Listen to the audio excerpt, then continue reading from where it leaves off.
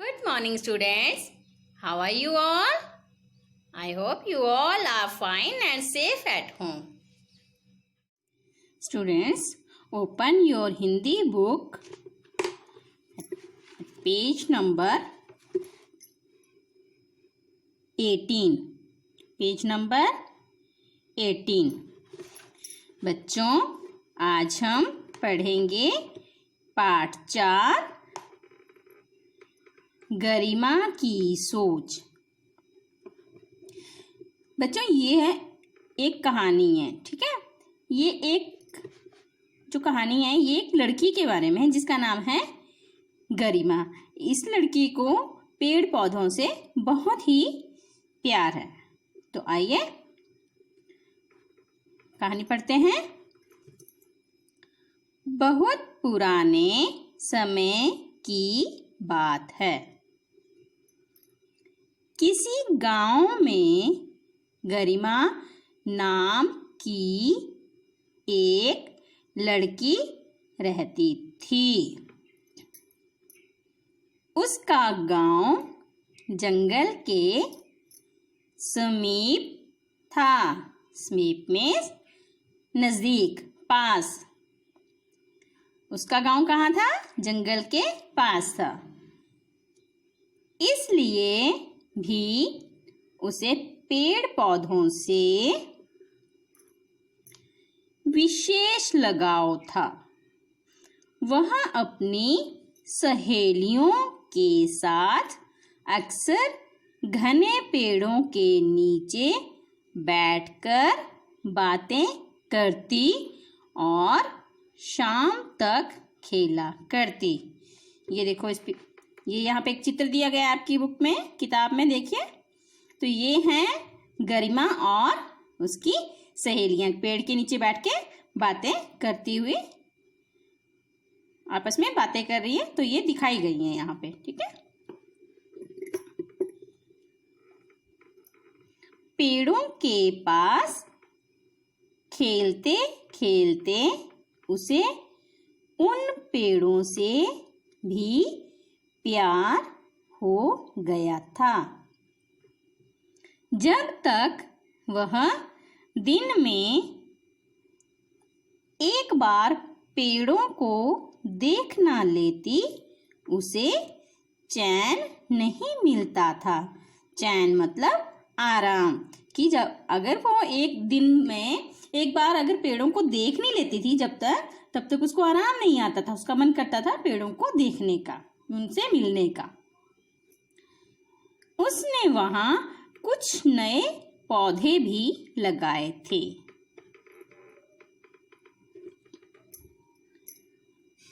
बड़ी होने पर भी पेड़ पौधों से उसका प्यार कम नहीं हुआ।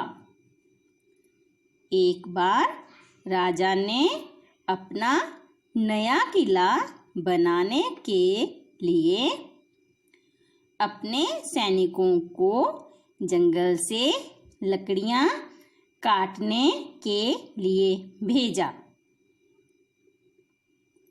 जब गरिमा को यह खबर मिली तो वह दौड़ती हुई जंगल पहुंच गई।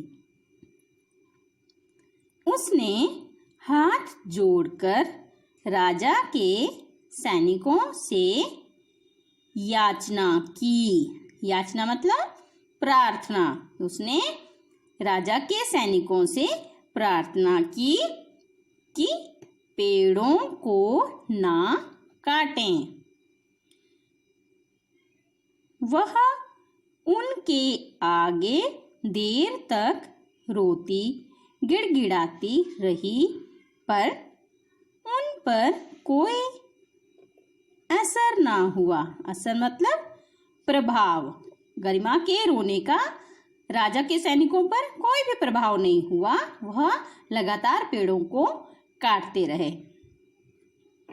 गरिमा के लगाए हुए पेड़ भी धराशायी हो गए। धराशायी मतलब कटकर जमीन पर गिर गए।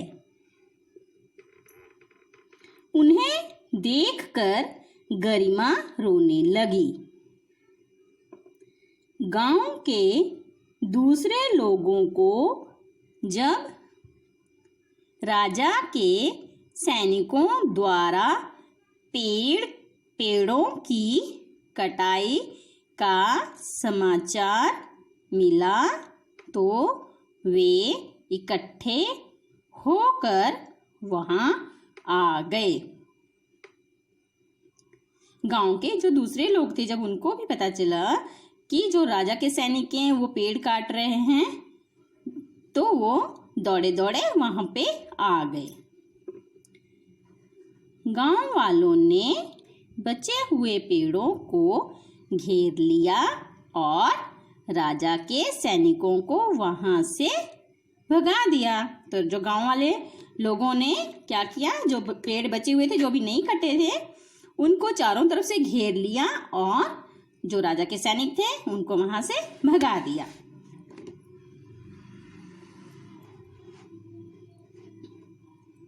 जब राजा को यह सूचना मिली तो उसे बहुत क्रोध आया। वह सैनिकों को साथ लेकर वहां पहुंच गया। राजा यह देखकर हैरान थे कि गांव वाले बचे हुए पेड़ों के सामने दीवार बनकर खड़े हैं।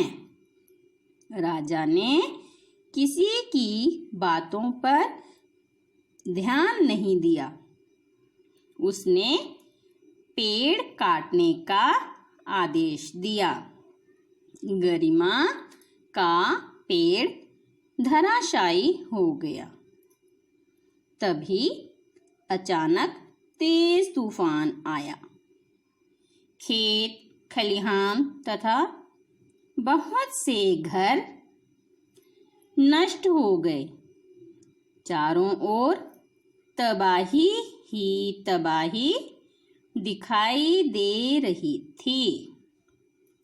अब राजा को समझ में आया कि गांव वालों के लिए उन पेड़ों का क्या महत्व है।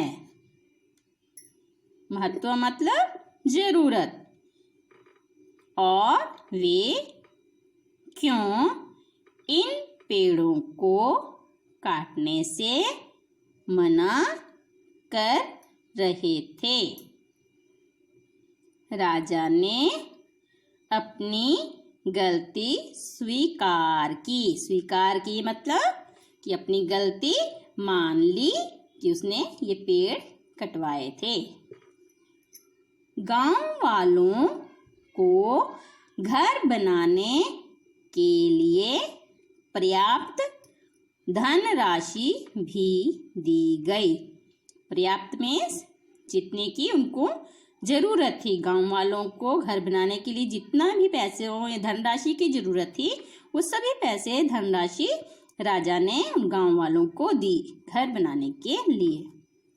और राजा ने वचन दिया कि भविष्य में उनके पेड़ों को कभी काटा नहीं जाएगा। राजा ने क्या उनसे वादा किया, वचन दिया उनको कि अब दोबारा हम कभी भी इन पेड़ों को नहीं काटेंगे और किसी को भी पेड़ काटने नहीं देंगे। यह सुनकर गांव वाले प्रसन्न हो गए। प्रसन्न मीन्स, प्रसन्न का क्या मतलब है, प्रसन्न खुश हो गए। तो गांव वाले राजा की बात सुनकर खुश हो गए और राजा की जय जयकार करने लगे। तो बच्चों, इस पाठ से, इस कहानी से हमें क्या शिक्षा मिलती है? इसमें क्या बताया गया? पेड़ों का महत्व के बारे में बताया गया कि पेड़ हमारे लिए क्यों जरूरी होते हैं। अगर पेड़ नहीं होंगे तो चारों तरफ तबाही हो जाती है।